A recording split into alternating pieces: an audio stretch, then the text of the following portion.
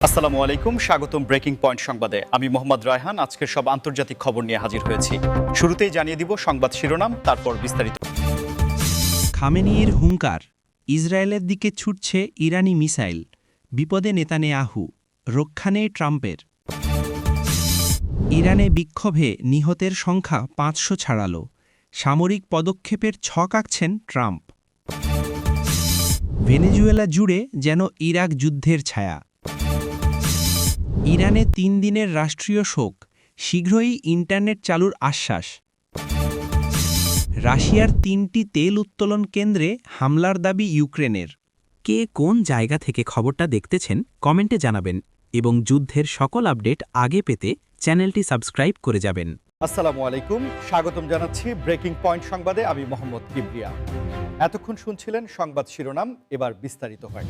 মধ্যপ্রাচ্যের ভূ রাজনীতিতে বর্তমানে যে উত্তপ্ত পরিস্থিতি সৃষ্টি হয়েছে তা পুরো বিশ্বের নজর কেড়েছে এবং ইরানের সর্বোচ্চ নেতার সাম্প্রতিক কড়া হুঁশিয়ারি সেই উত্তেজনাকে এক নতুন মাত্রায় নিয়ে গেছে। বিশেষ করে খামেনির পক্ষ থেকে যে ধরনের মন্তব্য আসছে এবং ইরানের মিসাইল সক্ষমতার যে প্রদর্শন আমরা দেখতে পাচ্ছি, তাতে ইসরায়েলের প্রতিরক্ষা ব্যবস্থা ও নেতানিয়াহু প্রশাসনের উপর এক বিশাল চাপ তৈরি হয়েছে, যা নিয়ে এখন আন্তর্জাতিক মহলে নানা বিশ্লেষণ চলছে।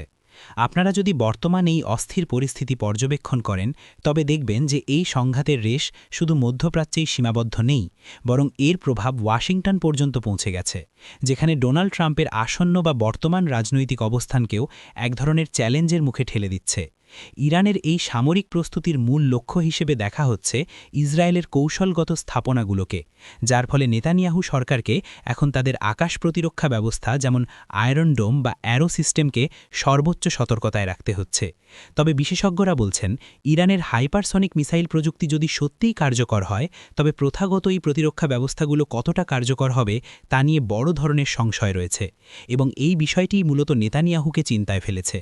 এদিকে ডোনাল্ড ট্রাম্পের যে কঠিন অবস্থানের কথা আমরা আগে দেখেছিলাম, বর্তমান পরিবর্তিত পরিস্থিতিতে ইরানের এই পাল্টা হুমকি তার জন্য এক ধরনের কূটনৈতিক ও সামরিক উভয় সংকট তৈরি করছে, কারণ ইরান এবার সরাসরি সংঘাতে জড়ানোর যে সংকেত দিচ্ছে তা আগে দেখা যায়নি। আপনারা যারা আমাদের নিয়মিত দর্শক, তারা জানেন যে মধ্যপ্রাচ্যের এই অস্থিরতা সবসময় বিশ্ব অর্থনীতি ও তেলের বাজারে বড় প্রভাব ফেলে, তাই এই পরিস্থিতির ওপর নজর রাখা আমাদের সবার জন্যই জরুরি। যদি আমাদের এই বিশ্লেষণটি আপনাদের তথ্যবহুল মনে হয়, তবে ভিডিওটিতে একটি লাইক দিন এবং এই সংঘাতের ভবিষ্যৎ সম্পর্কে আপনার মূল্যবান মতামত কমেন্ট করে জানান। মূলত ইরানের এই হুঙ্কারকে অনেকে দেখছেন তাদের আঞ্চলিক শ্রেষ্ঠত্ব প্রমাণের চেষ্টা হিসেবে। অন্যদিকে ইসরায়েল ও তার মিত্রদের জন্য এটি এখন অস্তিত্ব রক্ষার লড়াইয়ের মতো হয়ে দাঁড়িয়েছে, যেখানে কোনো এক পক্ষের সামান্য ভুল পদক্ষেপ পুরো অঞ্চলকে এক ভয়াবহ যুদ্ধের দিকে ঠেলে দিতে পারে। ইরানের অভ্যন্তরীণ পরিস্থিতির দিকে তাকালে আমরা এক অত্যন্ত জটিল ও সংঘাতপূর্ণ চিত্র দেখতে পাচ্ছি, যেখানে চলমান বিক্ষোভে নিহতের সংখ্যা ৫০০ ছাড়িয়ে গেছে বলে আন্তর্জাতিক মানবাধিকার সংস্থাগুলো রিপোর্ট করছে, যা দেশটির বর্তমান প্রশাসনকে এক চরম অস্থিরতার মুখে দাঁড় করিয়ে দিয়েছে। এই বিশাল সংখ্যক প্রাণহানি এবং সাধারণ মানুষের রাজপথে নেমে আসা ইরান সরকারকে এক কঠিন চ্যালেঞ্জের মুখোমুখি করেছে।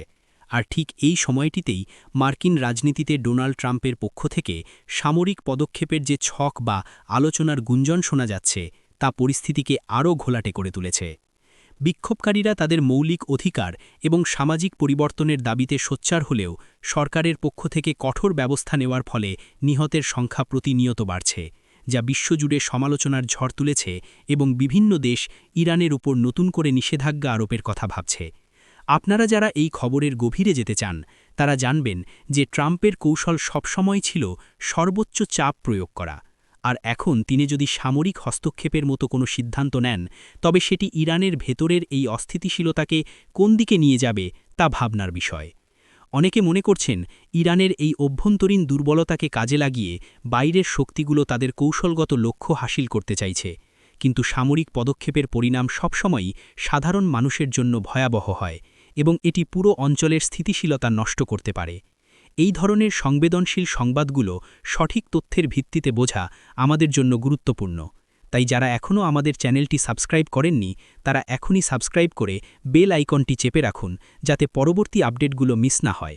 বর্তমান প্রেক্ষাপটে ইরানের এই আন্দোলন শুধু একটি দেশের অভ্যন্তরীণ বিষয় নয়, বরং এটি বৈশ্বিক রাজনীতির এক গুরুত্বপূর্ণ অংশ হয়ে দাঁড়িয়েছে, যেখানে ট্রাম্পের প্রতিটি পদক্ষেপ এবং ইরানের পাল্টা প্রতিক্রিয়া সারা বিশ্বের নিরাপত্তা সমীকরণ বদলে দিতে পারে। দীর্ঘমেয়াদী এই অস্থিরতা ইরানকে অর্থনৈতিকভাবেও পঙ্গু করে দিচ্ছে, যা শেষ পর্যন্ত দেশটির সাধারণ নাগরিকদের জীবনযাত্রাকে চরম সংকটের মুখে ঠেলে দিয়েছে এবং এই সংকট থেকে উত্তরণের পথ বর্তমানে বেশ অন্ধকার বলে মনে হচ্ছে। ভেনেজুয়েলার বর্তমান পরিস্থিতির দিকে নজর দিলে যে কেউ শিউরে উঠবেন, কারণ লাতিন আমেরিকার এই দেশটিতে এখন যেন সেই পুরনো ইরাক যুদ্ধের ছায়া দেখা যাচ্ছে, যেখানে রাজনৈতিক অস্থিরতা ও বিদেশি হস্তক্ষেপের আশঙ্কায় সাধারণ মানুষের মধ্যে চরম আতঙ্ক বিরাজ করছে। ভেনেজুয়েলার অর্থনীতি ও সামাজিক কাঠামো দীর্ঘদিন ধরেই সংকটের মধ্য দিয়ে যাচ্ছিল, কিন্তু সাম্প্রতিক সময়ে যে ধরনের রাজনৈতিক মেরুকরণ এবং সামরিক প্রস্তুতির কথা শোনা যাচ্ছে তা অনেককেই ২০০৩ সালের ইরাক যুদ্ধের ভয়াবহ স্মৃতি মনে করিয়ে দিচ্ছে। আপনারা খেয়াল করলে দেখবেন ইরাকের মতোই ভেনেজুয়েলাও তেল সম্পদে সমৃদ্ধ, আর এই প্রাকৃতিক সম্পদই অনেক সময় দেশটির জন্য কাল হয়ে দাঁড়িয়েছে, কারণ বৈশ্বিক পরাশক্তিগুলোর নজর সবসময়ই এই সম্পদের নিয়ন্ত্রণের দিকে থাকে। বর্তমান পরিস্থিতিতে ভেনেজুয়েলার রাস্তায় সেনাদের টহল এবং সরকারের পক্ষ থেকে বিদেশি ষড়যন্ত্রের যে দাবি করা হচ্ছে তা পরিস্থিতিকে এক যুদ্ধকালীন অবস্থার দিকে নিয়ে গেছে, যেখানে খাদ্য ও ওষুধের তীব্র সংকট সাধারণ মানুষের জীবনকে দুর্বিষহ করে তুলেছে।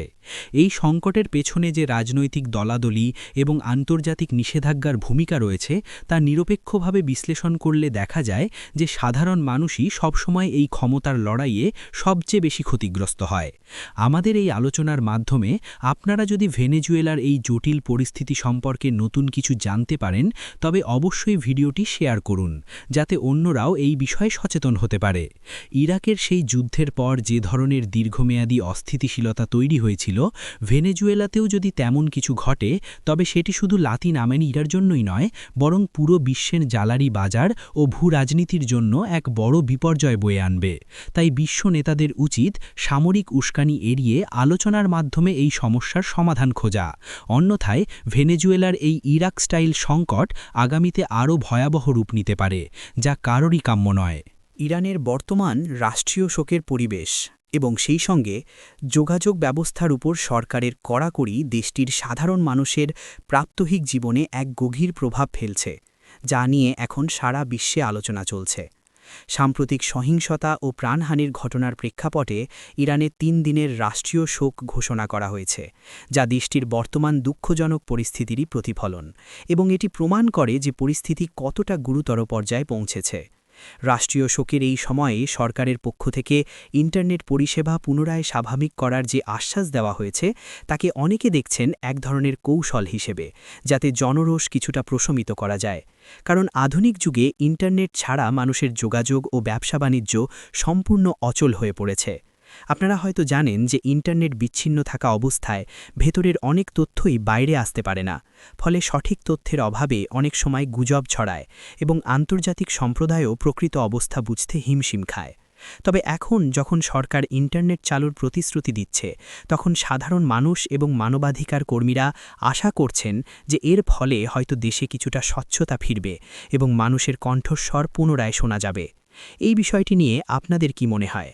ইন্টারনেট কি আসলেই মানুষের অধিকার, নাকি এটি নিয়ন্ত্রণ করা সরকারের নৈতিক অধিকার?